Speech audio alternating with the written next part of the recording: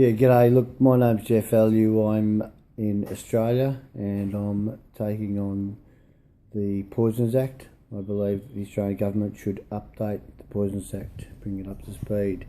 One of my main concerns is the inactive approach by state, local and federal government in relation to the asbestos issue, especially over here in the Western Australia, where there's so many old buildings that are allowing asbestos fibres to blow over the Australian public and not be dealt with. Easy solution: seal the product, put in a procedure to have the products removed. That doesn't happen over here in the West. What does happen is they leave it up to local councils, they leave it up to people to report old asbestos buildings, and nothing usually gets done about it. And if the general members of the public remove it, it usually gets put into rubbish bins and dumped at local tips. Unfortunately, we have a lot of old buildings in Western Australia that are blowing fibres all over people. It only takes one fibre to cause asbestosis mesothelioma. That is absolutely disgusting by state, local and federal government. To me, it's a crime. You do not survive. People do not survive when they get asbestos, and it may take 30 years. So we're yet to have the third wave of mesothelioma victims brought out. On top of that, then we have all the products in the building industry, such as synthetic mineral fibres, fiberglass, and MDF products.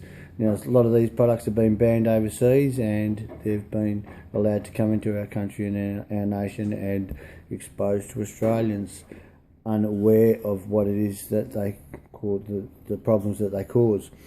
And most of these products, you put all these products together in a test tube and inject them into a rat and see what sort of cancer the rat gets, and then perhaps these doctors and these hospitals that have all these children in with upper respiratory tract problems and different cancers and different blood disorders need to work out where and what the problem is and where it's coming from, and it be dealt with.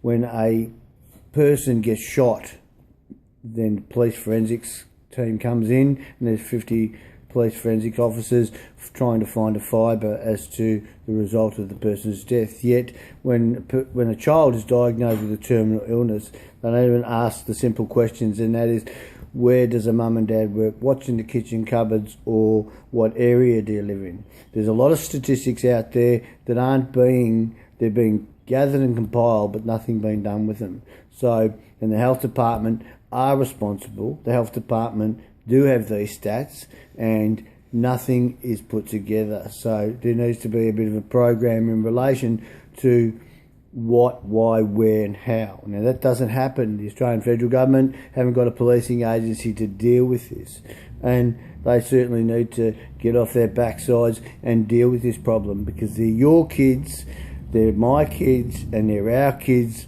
and that's what's important. So we've got to start doing something about it. The Australian federal government needs to get off their backside and deal with it, and accept responsibility for their role as people who lead, or supposed to lead, this country and this nation, and they're not doing it. So I applaud every Australian that they've got to start making a difference and making a stand. This is our country, and we need to start putting our foot down and dealing with these issues.